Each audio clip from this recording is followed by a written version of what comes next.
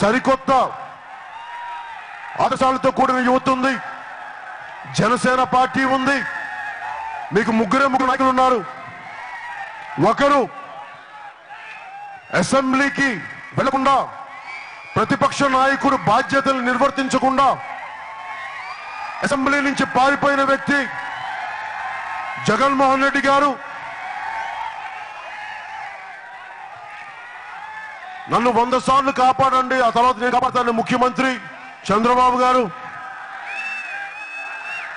కానీ మీ ఓటు వేసినా ఓటు వేయకపోయినా నేను మీకు అండగా ఉంటాను పవన్ కళ్యాణ్. వీళ్ళు ముగ్గురే ఉన్నారు. నేనేం ఆశించను.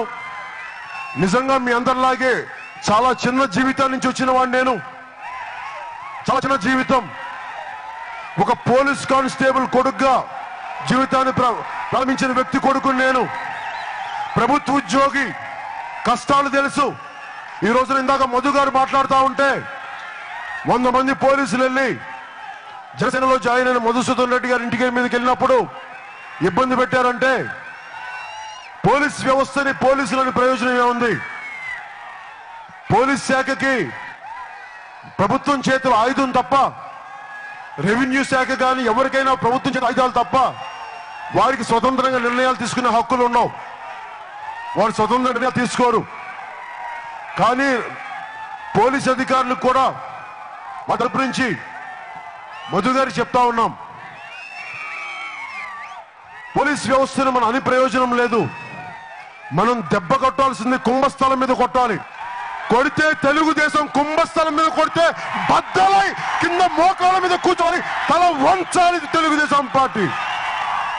తెలుగుదేశం నాయకులకి అందరికీ మీరు నన్ను ఎన్నోసార్లు అవమానపరిచారు, ఎన్నోసార్లు చీకొట్టారు.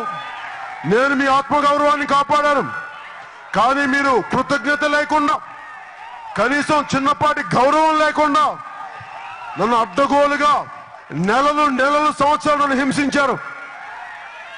నేను రాయలసీమ గడ్డ మీద చెప్తున్నాను తెలుగుదేశం నాయకులకి, ముఖ్యమంత్రి గారికి, మీ ప్రభుత్వాన్ని కూల దొయ్యకపోతే మేము జన సైనికులమే కాదు, జనసేన పార్టీయే కాదు. అవినీతి హెచ్చు మీరిపోయింది మీది, అడ్డగోలు దోపిడీ అయిపోయింది మీది. మేము కూలదొస్తాం మీ ప్రభుత్వాన్ని. ముఖ్యమంత్రి గారు పెద్ద ఆయన అయిపోయాడు, వయసు వచ్చేసింది. కొడుకు మీద ప్రేమతోటి ధృతరాష్ట్రంలో తయారైనా రాష్ట్రానికి శాసన పర్వంతో అడ్డగోలుగా అవినీతి. 2050 విజన్ 2050 అంటే అప్పుడు దాకా ఈయన ఏం చేస్తారు? వయసు ఉందా ఆయనకి? ఇంతమందికి ఉద్యోగాలు తేగలరా ఆయన? తేగలరా? మరి అక్కడి నుంచి చేస్తారు. మరి లోకేష్ తేగలరా 2050కి మీకు ఉద్యోగాలు? పాత దొంగైనా ఒకరోజు దొరకమానంటారు. జగన్మోహన్ రెడ్డి గారి మీద కేసులు ఏదో ఒక రోజున తినేస్తాయి ఆయన్ని. లల్లూ ప్రసాద్ యాదవ్ గారిని వదలలేదు కేసులు. జగన్మోహన్ రెడ్డి గారిని ఎలా వదులుతాయి కేసులు? అవి ఎన్ఫోర్స్మెంట్ డైరెక్టరేట్ కేసులు. బీజేపీ నాయకులు వాడుకొని వదిలేస్తారు. రేపొద్దున వేరే పార్టీ వస్తే మూసేస్తారు. ఒకవేళ రాకపోతే భారతీయ జనతా నాయకులు పార్టీ పెట్టేస్తారు. అందుకని వైసీపీ నమ్ముకొని ప్రయోజనం లేదు. ఆలోచించండి మీరు. మీకున్నది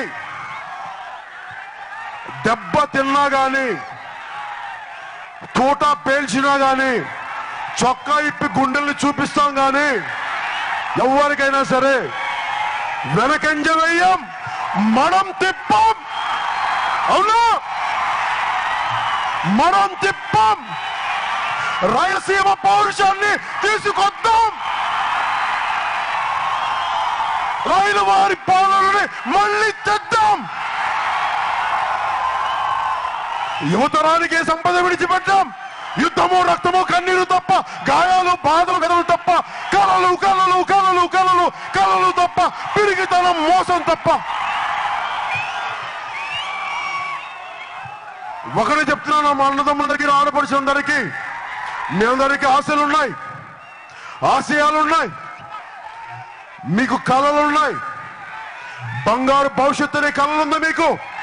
మీ కళల్ని చంపుకోవద్దు.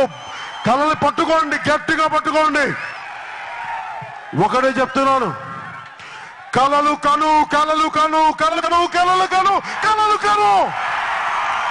నీ కలని తొక్కుతూ నడుస్తున్న కలని అడ్డంగా ఖండించే వరకు కలలు కను కలలు కను కలలు కను. నేను మీకు అండగా ఉన్నాను.